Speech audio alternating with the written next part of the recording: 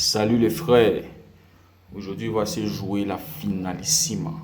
Beaucoup de personnes peut-être ne connaissent pas, mais ça va être la troisième édition qui va se jouer aujourd'hui. La finalissima, c'est un match qui se joue entre le champion de l'Europe, donc de l'Euro, et le champion de l'Amérique du Sud. Donc c'est organisé par l'UEFA et la CONMEBOL. L'UEFA, organisation européenne, et la CONMEBOL, organisation sud-américaine.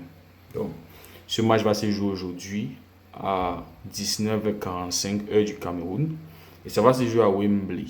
Donc deux grandes nations du football, l'Italie et l'Argentine. Pour l'Italie, ça va marquer aussi la fin d'un cycle. Donc il y a beaucoup de ces joueurs-là qui vont prendre leur retraite internationale. En noter que ça va être le dernier match de M. Giorgio Chiellini qui va jouer son dernier match aujourd'hui sous les couleurs de l'Italie. Donc ça va marquer la fin d'un cycle. Il y a plusieurs de ces joueurs-là qui vont prendre leur retraite. Peut-être après la Coupe du Monde, il y a beaucoup de ces joueurs-là. Et du côté de l'Argentine, ça va être pour confirmer la bonne forme de l'Argentine. Déjà que l'Argentine n'a pas été vaincue. Ils n'ont pas perdu un match, ça fait 3 ans au moins. Ça fait au moins 3 ans qu'ils n'ont pas perdu un match. Donc ça tombe bien parce qu'ils ont face à eux un très grand football et ça va leur permettre de vraiment connaître. Donc ça va leur permettre vraiment comme un test pour la Coupe du Monde.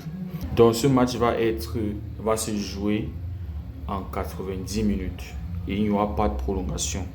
Donc si le match se termine avec un score nul, les deux équipes vont procéder directement au tir au but pour avoir le vainqueur de ce match.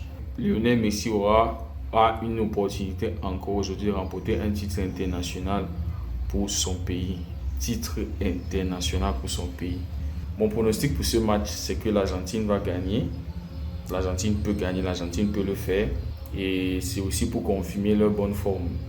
Tout ce travail, le travail que Scaloni a fait avec ses joueurs pendant ces 3 ans, remporter être champion de l'Amérique du Sud. Donc c'est quelque chose qui vient pour confirmer cette bonne forme de l'Argentine et ce travail de l'Argentine.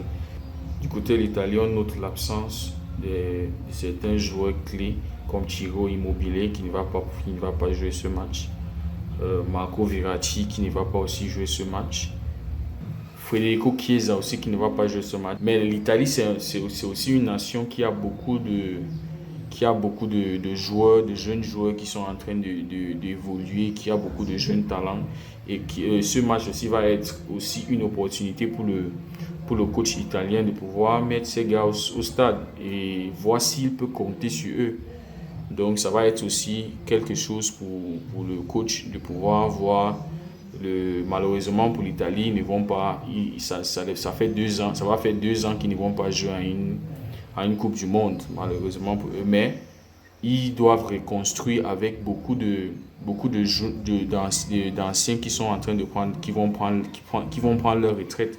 Ils sont en train de prendre cette période pour reconstruire, savoir sur qui ils peuvent compter, savoir sur quels jeunes joueurs construire, quels sont les jeunes joueurs avec lesquels ils peuvent construire.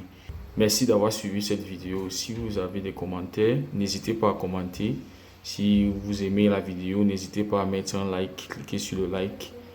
Si ma vidéo vous intéresse, n'oubliez pas de vous abonner à ma chaîne. Merci beaucoup.